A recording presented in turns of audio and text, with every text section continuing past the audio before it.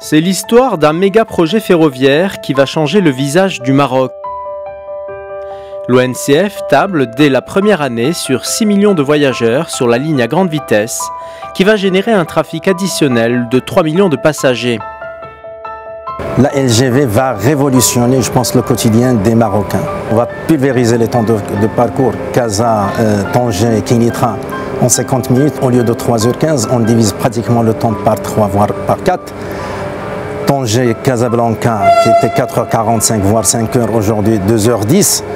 Donc effectivement, ça va permettre effectivement une fluidité dans les déplacements, une interconnexion entre les territoires, un nouveau concept de voyage où il y aurait effectivement le temps de parcours, le confort, la sécurité, le social, l'accessibilité aussi. Pour les villes desservies, ces visiteurs représentent un véritable vecteur de développement économique, notamment grâce aux zones d'activité créées autour des gares, et représentent une aubaine pour les professionnels du tourisme qui espèrent profiter de cette manne, notamment grâce au tourisme de courte durée et au tourisme d'affaires. Autre conséquence, la libération de la capacité sur la ligne existante va permettre de fluidifier le trafic fret assuré par l'ONCF. Le report du trafic routier sur la LGV va également permettre d'améliorer la sécurité routière. Et sur le volet écologique, ce report du trafic routier va réduire la pollution atmosphérique de quelques 20 000 tonnes d'équivalent carbone.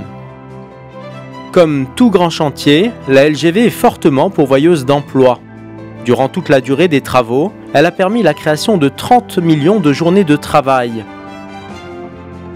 Quant à la phase d'exploitation, elle devrait générer 1500 emplois directs et 800 emplois indirects.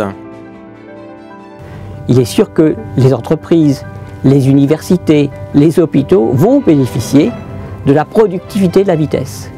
Et donc le pays, en soi, va être plus productif, plus attractif. Autre conséquence sur l'activité économique des villes et régions traversées, les entreprises y verront leurs performances s'améliorer et leur marché s'élargir du fait de cette mobilité. Le TGV devient aujourd'hui un atout de poids dans le domaine des services logistiques et un argument de taille dans le choix d'implantation de nouvelles entreprises. Et puis enfin, maintenant si on pense à l'extérieur, c'est-à-dire à l'international, les entreprises marocaines qui ont construit ce projet et qui ont des coûts très bas ont maintenant l'expertise, la référence et l'attractivité sur des marchés qui sont à l'étranger. Nous sommes le premier réseau ferroviaire africain, le 33e au niveau mondial.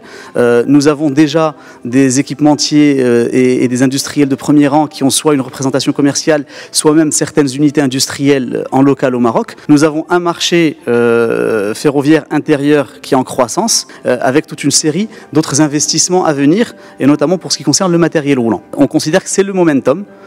C'est véritablement le bon moment pour finalement mettre tout cela en musique et mettre en place un écosystème industriel ferroviaire.